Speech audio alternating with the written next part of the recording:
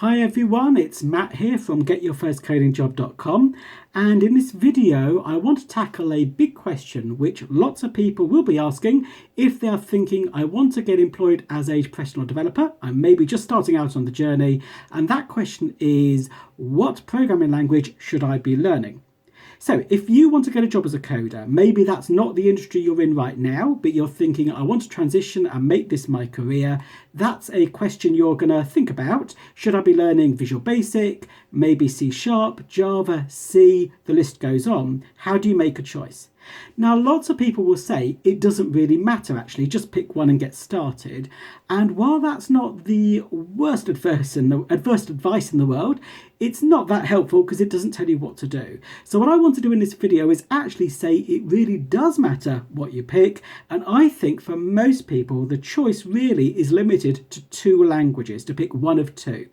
Before I tell you what they are, because this may not be perfect advice for everyone watching, I want to give you some more general pointers which will help you at least narrow down your field and work out what are the right languages for you to be learning. The first of these pointers is, what jobs are currently being recruited for in your geographical area and what languages do they want? Now that might sound like common sense, right? You want to know what jobs might be available because that's what you want to be learning. But think about, what kind of companies do you want to be working in? How much money do you want to earn? And look specifically for those jobs in an area where you'll be willing to travel to on a daily basis if you manage to get one of those jobs. Because then you're setting yourself a clear target, and if it turns out that there's a lot of jobs in one or two languages in your area but very little in another, well, that's clearly going to help you manage to work out which languages should be on your shortlist. The other tip, and this is maybe why saying it really does matter what language you pick is important, is when you are looking to get a job, the most important thing is for your employer, your prospective employer, to be convinced that you can do the work. So proving your ability is one of the hurdles you need to be able to get over. Now, you don't know right now what project your employer, who's going to be interviewing you for a job, might be wanting you to do. So you want to be showing you've got a general all-round skill set. In other words, you don't want to limit yourself to one type of development. So you could be building websites, mobile applications, desktop applications, server applications. There's all sorts of things you could be doing, and it's important that you pick a language which could allow you to do any of those things. If you, for example, were to say, well, actually, I like the idea of doing websites, I'm going to learn TypeScript and Angular, or React, for example, two very popular frameworks. There's lots of jobs available in them right now, but these are frameworks that are really limited to websites.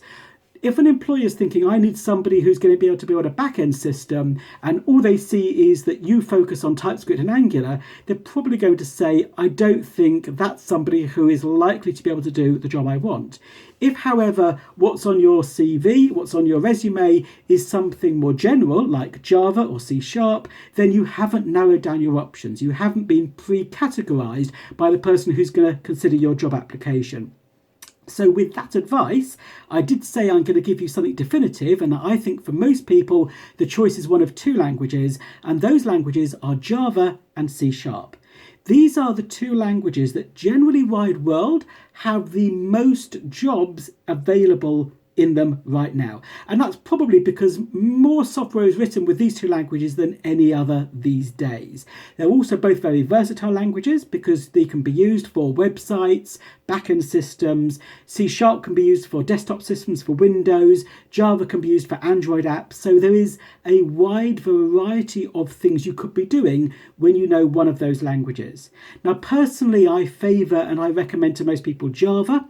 That's because there are other languages that have evolved from Java that are becoming quite popular. There's a lot of jobs going in those right now, particularly Scala and Kotlin. And if you know Java, it's very easy to transition to one of those languages. Now, you might be there thinking, well, actually, I want to do mobile apps. I've seen Kotlin is the place to go because I'm going to be working on Android. I'll start with Kotlin.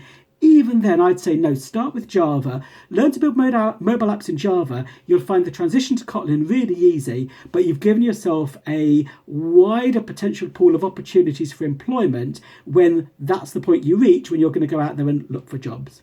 Okay, well, I hope this video has been useful. If you are one of those people who is in the process of working out what's the right journey for you to get hired and you'd like some more advice direct from me, do click the Learn More button at the top of this page, and hopefully you'll find lots more information on this page as well, which I'm building up over time. For now, thank you for watching. Good luck with your career aspirations.